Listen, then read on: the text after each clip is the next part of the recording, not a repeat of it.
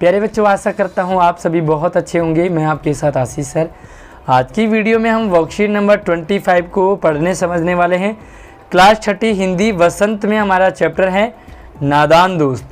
प्रेमचंद जी द्वारा लिखा ये एक बहुत ही रोचक मनोरंजक कहानी है, जिसमें श्यामा और केशव दो भाई बहन अपने घर के कार्निस पर एक चिड़ा और चिड़िया के अंडों की देखभाल करते हैं। उनके लिए दाना रखते हैं, उनके लिए पानी की व्यवस्था करते हैं, उनके लिए चंदोई यानी कि धूप से बचाने के लिए छप्पर की व्यवस्था करते हैं। तो अब देखते हैं और क्या क्या करने वाले हैं। वीडियो को पूरा एंड तक देखें और लाइक करने के साथ साथ अपने दोस्तों को शेयर ज़रूर कीजिए। तो चलिए शुरू करते हैं। तो धूप से बचाने के लिए वो कुछ योजना बनाते हैं। साथ ही केशव ने देखा कि जो अंडे हैं वो नीचे रखे हुए, कोई घोंसला नहीं है। तो केशव को लगा कि क्यों ना मैं इनकी कुछ हेल्प करूं और कुछ इनके लिए गद्दीदार बना दूं, ताकि अंडे लुढ़के ना या उन्हें कोई प्रॉब्लम ना आए। श्यामा दौड़कर अपनी पुरानी धोती फाड़ करके एक टुकड़ा ले आए। क्योंकि अंडे नीचे रखे हुए थे, तो केशव ने सोचा मैं अंडों के नीचे कुछ तकिया या गद्दीदार रख दूं। श्यामा जो है वो धोती ले आई कपड़ा फाड़ के। केशव ने झुककर कपड़ा ले लिया, उसकी कई तह यानी कि एक के बाद एक फोल्ड किया, फिर एक फोल्ड किया, फिर एक फोल्ड, और अच्छी गद्दीदार बना करके उसने एक गद्दी बनाई और उसे तिनकों पर बिछाकर तीनों अंडों को उठाया और उस गद्दी पर रख दिया, ताकि अंडे अच्छे से रह सके, अंडों को कोई प्रॉब्लम ना आए। श्यामा ने फिर कहा हमको भी दिखा दो भैया। श्यामा नीचे है, छोटी है, ऊपर केशव बड़े भैया अंडों की केयर कर रहे हैं। तो श्यामा को भी लगा, आपको भी लग रहा होगा मैं भी देखना चाहूँ कैसे अंडे हैं, कितने हैं। तो श्यामा कह रही भैया मुझे भी दिखाओ। सभी बच्चों का होता है, नेचर होता है, स्वभाव होता है, मुझे भी देखना है, मुझे भी दिखाओ। तो श्यामा ने कहा भैया मुझे भी दिखाओ। तो केशव ने कहा दिखा दूंगा, पहले ज़रा वह टोकरी तो दे दो, ऊपर छाया कर दूँ। एक टोकरी भी है जो कि कपड़ा कूड़ा उठाने वाला, उस टोकरी को ले आ, फिर मैं छाया कर दूं, फिर आराम से देख लेना। श्यामा ने टोकरी नीचे से थमा दी और बोली अब तुम नीचे उतरो तो मैं भी ऊपर जाऊं और मैं भी चिड़िया को देखूं, अंडों को देखूं। हालांकि चिड़िया तो उड़ चुकी है, लेकिन वो अंडों को देखना चाहती है। केशव ने टोकरी को एक टहनी से टिकाया, एक टहनी थी, टहनी से टिकाया और कहा जा दाना और पानी की प्याली भी ले आ। दाना भी रख देते हैं, थोड़ा पानी प्याली में जो है पानी भी रख देते हैं। धूप से बच गया, हमने टहनी से टिका दिया इस टोकरी को। अब हम कुछ दाना रख देते हैं, कुछ पानी रख देते हैं, तो इनका पूरा अरेंजमेंट हो जाएगा। गद्दी ऑलरेडी पहले से बना चुका था। तुम प्याली ले आओगी तो मैं नीचे उतर आऊँ, फिर मैं तुझे दिखा दूंगा। श्यामा बड़ी एक्साइटेड है देखने के लिए, फटाफट से सारे काम करती है। टोकरी उठा के दिया, कपड़ा उठा के दिया गद्दी बनाने के लिए, फटाफट से ले आई और जो दाना पानी का प्याली भी ले आई और चावल भी ले आई। केशव ने टोकरी के नीचे दोनों चीज़ें रख दी, ताकि ये पानी भी पी लें और दाना भी खा लें। और आहिस्ता यानी कि धीरे धीरे होले होले नीचे उतर आया। श्यामा ने गिड़गिड़ा कर कहा अब हमको भी चढ़ा दो भैया।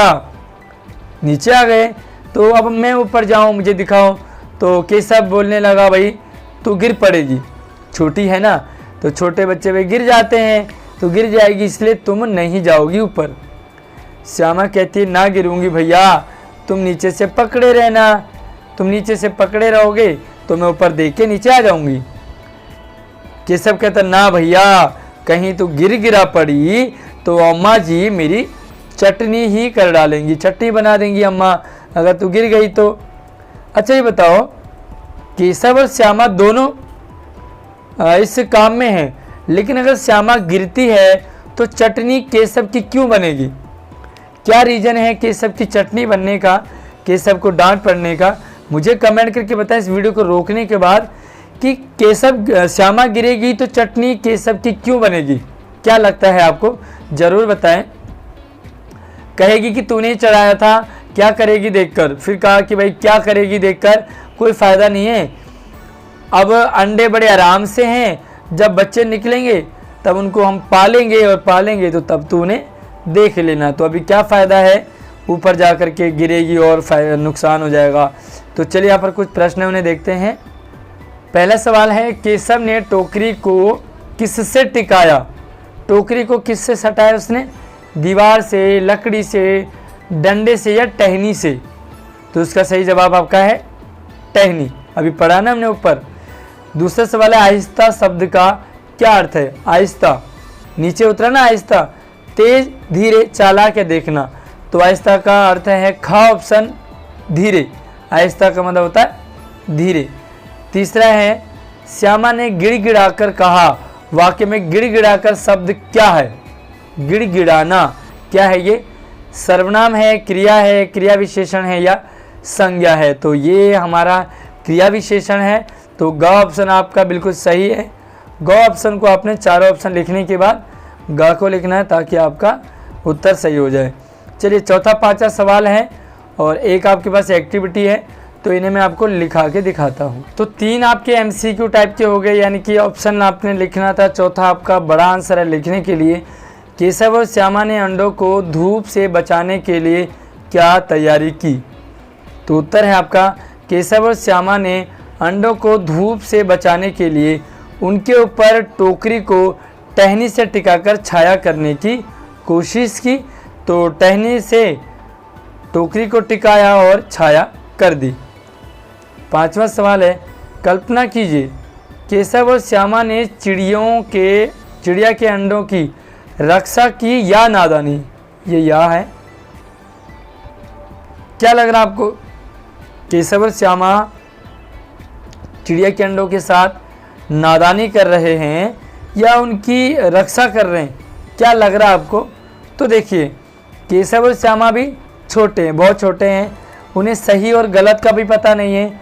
कई बार आप भी कुछ ऐसे स्टेप उठा लेते हैं, ऐसे कदम उठा लेते हैं जिनका आपको पता ही नहीं है कि मैं ये सही काम कर रहा हूँ या ये गलत है।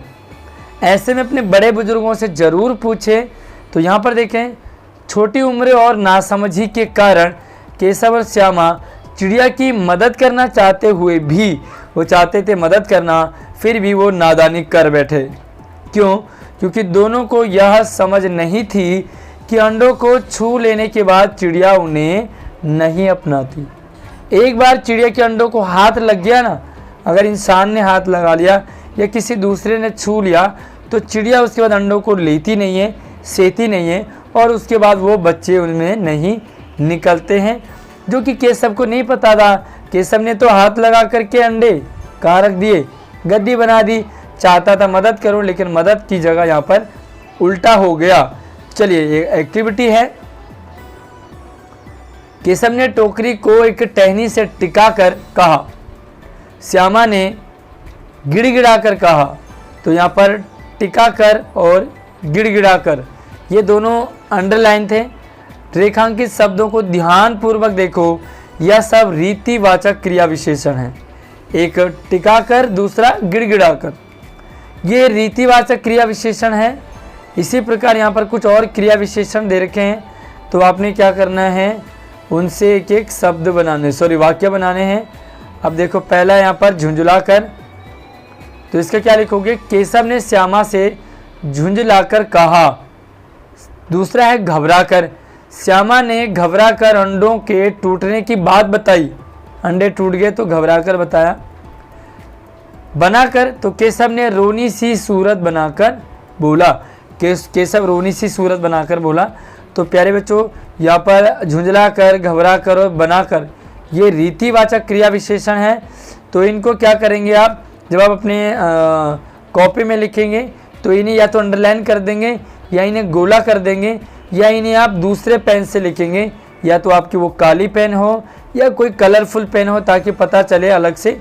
तो ये है आज की वर्कशीट। उम्मीद है आपको पसंद आई होगी, अच्छा लगा होगा आपको मेरा पढ़ाना।